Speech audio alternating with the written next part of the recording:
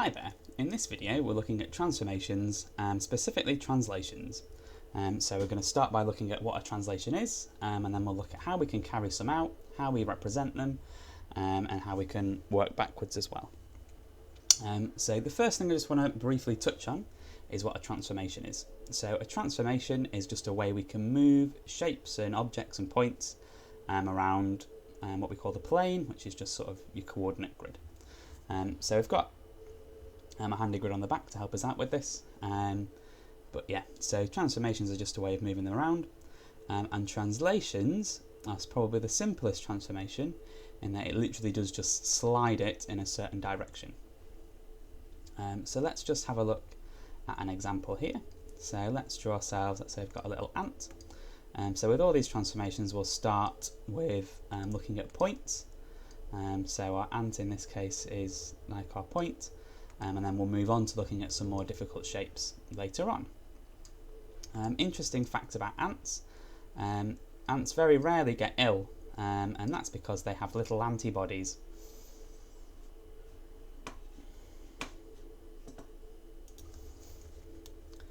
Okay, so let's say that this red ant was our first ant, and this green ant is where it's ended up. And we'll always do it that way round. Where it's moved to, just a little bit of nomenclature here, is called the image. Okay, and where it started is quite often referred to as the object. Okay, so in this case, the object, the ant, started down here and it's moved to up here. So you might be thinking, well, how can we represent this numerically? How can we talk about this? How can we communicate this? So that if you were to tell someone else where this ant moved to, they'd be able to tell you accurately. And there's a few ways you could do it. You could tell them the distance they've travelled and the angle. But a more simple way, particularly since we've got this nice coordinate grid in the background, is to count how far across it's gone and how far up it's gone. So let's do that now. So if it started here, to get to this green ant, it needs to go 1, 2, 3, 4 across, 4 to the right specifically, and then to get to the green ant, it needs to go 1, 2 up. So the way we can describe this is we can say it's gone 4 to the right and it's gone 2 up. Now you may have seen these before. But if we've got two numbers, one on top of the other like this, if we put a bracket around it, that suddenly turns into what we call a vector. And that is how we're going to talk about these transformations, these translations, and we're going to refer to them as vectors. And generally speaking, with a vector, the top number tells me whether it's gone left or right, and the bottom, or how far left or right it's gone, and the bottom number tells me whether it's gone up or down. So let's just make a note of that here. This top number tells me how far left and right it's gone, and this bottom number tells me how far up and down it's gone. So in a second we'll look at a few examples where we carry out some transformations. Okay.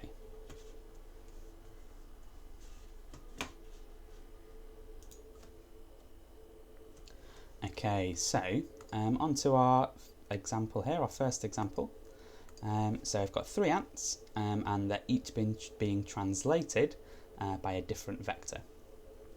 So we'll think about what we've just talked about. The top number is how far left and right we go, and the bottom number is how far up and down we go, and we'll see if we can figure out where these ants are going to end up. So this first ant here, this top number is 0. So that means it goes 0 squares left and right, which means it doesn't need to move left or right at all. And this bottom number is 4, so that means it goes 4 squares up or down.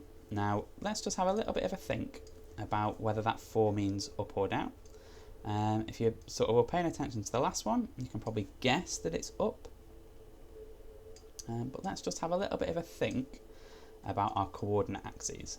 Now on our coordinate axes, our positive numbers are going to the right, and our positive numbers on the y-axis are going up. and down here, these numbers here are negative and negative.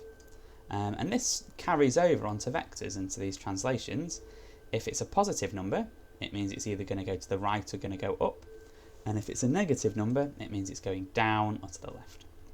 And because this is telling me whether it's going up or down, and it's positive, that means I need to go 4 up. 1, 2, 3, 4. Which means I end up here. Okay, so if at any point you feel confident that you can have a go at these, and you've got some squared paper, copy them down and have a go. Because these aren't at a particular coordinate, these translations can happen anywhere. You can just have these happen at any, put these anywhere on your square paper, and you can have a go at that at home. Okay, so let's have a look at this one here. So this ant starts here, and it needs to go -3, -2. So remember, the top number is left and right, and because it's negative, that means it's going to go to the left, like our coordinate axes. So let's count that out. So 1, 2, 3 to the left, and then we've got a -2. That's 2 down. 1, 2 down, which means our ant ends up over here. Okay, and the last one. Now, again, if you have some square paper at home, give this one a go. You can put your ant anywhere you like on your square paper, and then have a go at translating it -2, 5. Again, at any point, if you feel like you need to pause the video to do that, please do. So again, this top number, -2, means 2 to the left, and this bottom number is a +5, so that means it goes 5 up. 1, 2, 3, 4, 5. So we end up here. There we go. So we've successfully found the images of all of these ants. If you managed to do that at home, well done. That's really good. Yeah.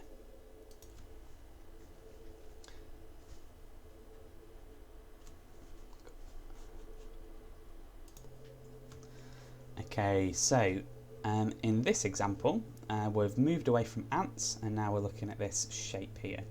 So we're asked to translate P by this vector 6 - 3. And I suppose the first thing is to just understand that if it's asking you to translate a letter, there'll be a shape somewhere that's been called that. So this L shape here is called P. So that's what we're being asked to translate.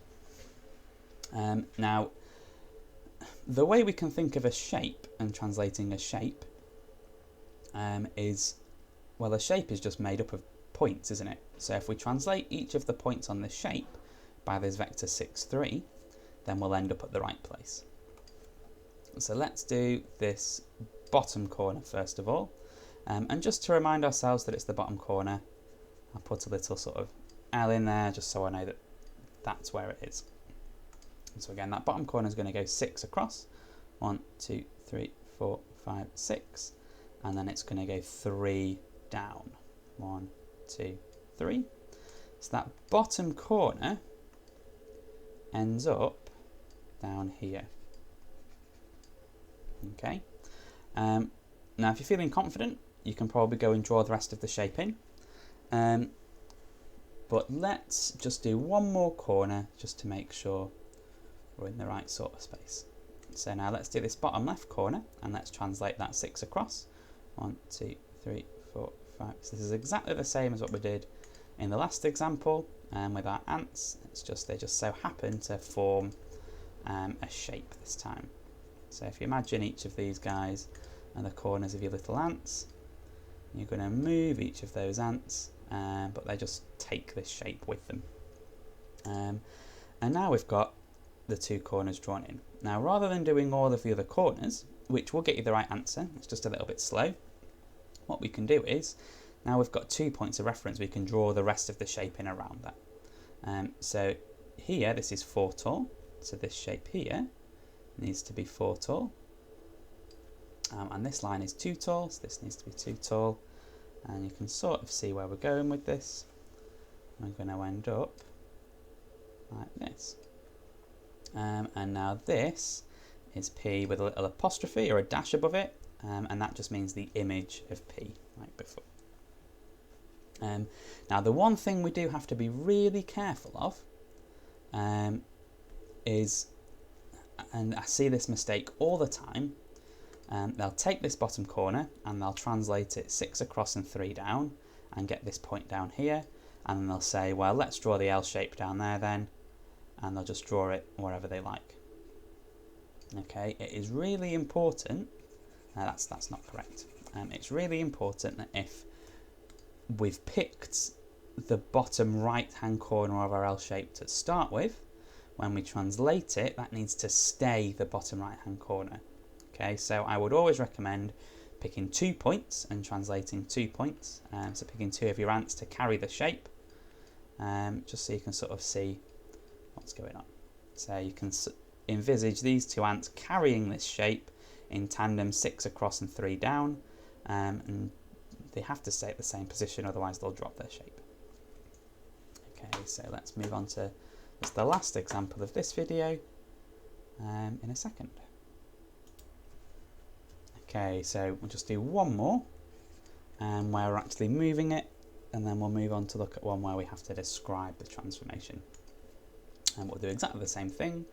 We'll pick 2 corners that we're going to move. So again, if you sort of want to picture those as these ants, then we can do. And we're going to go -3, which is 3 to the left. 1, 2, 3. And then -4, which is 4 down. And let's do the same to this ant on the right. 1, 2, 3 to the left. 1, 2, 3, 4 down. So again, our ants have ended up down here. And if our ants are carrying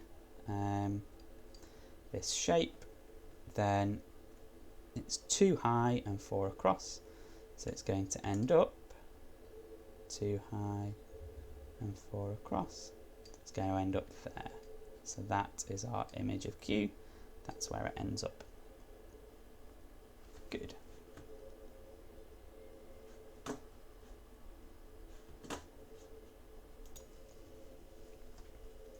Okay, so let's have a look at our last example 4, where I said describe a transformation. So these questions pop up all the time, and I've indicated to us that this will be worth 2 marks.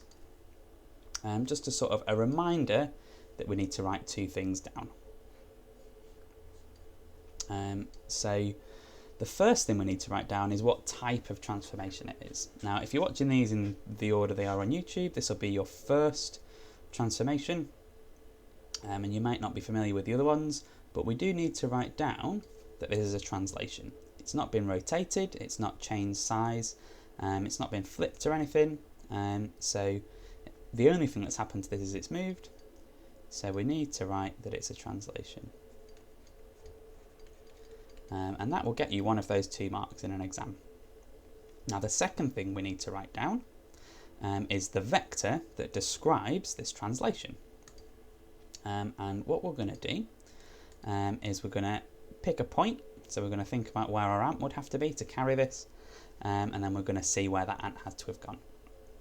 Now the thing we need to be careful of is it's asking us to that maps A to B.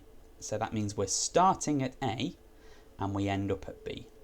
So before we had the red ant as where we were starting and the green ant where we were finishing, so let's keep that convention going. So if this red ant was on the bottom corner of this triangle and then it moved the triangle, it had to end up at that bottom corner of the triangle. Okay, so when we're moving these ants around, they need to stay at the same corner. So let's count how far across that ant has gone and how far up and down that's gone. Again, if you want to pause the video at this point and have a go, please do. Then you can check to see if you got it right in a second. So this red ant has gone 1, 2, 3, 4, 5, 6 across. So I know that the top number of our vector, I'll do that in this colour, no, we'll do it in red to keep with the answer. The top number was 6 because we've gone 6 across. And then let's have a look at this bottom number. So to get to this green ant from here, it needs to go 1, 2 down. Now again, because it's going down, it's going to be negative, so that's a negative 2. Sorry, that should be red. Negative 2. And that is how far it's gone. And again, we could check elsewhere if we checked this corner. So if we drew an ant there, that ant, if we're carrying this triangle, would have to stay on that corner, top right hand corner, 6 across and 2 down. So we can check with a separate corner. Now let's have a look at part B. So that's asking us to write the transformation that takes B to A. So it's exactly the same transformation, but the difference is it's backwards. This 6 minus 2 was going from A to B, and now this transformation is going from B to A. It's going backwards. So instead of going 6 to the right, it needs to have gone 6 to the left, which means it turns this 6 into a negative 6. And instead of going 2 down to get from A to B, it needs to go 2 up to get from B to A. So that turns it into a positive 2. So if ever we've got a translation and we're asked to do it backwards, all we have to do is change the signs, so from positive to negative or negative to positive, of each of those numbers. Okay, if you did manage to get that at home, well done, that's really good. And yeah, we'll have a look at the next video, which is combining these transformations in various ways.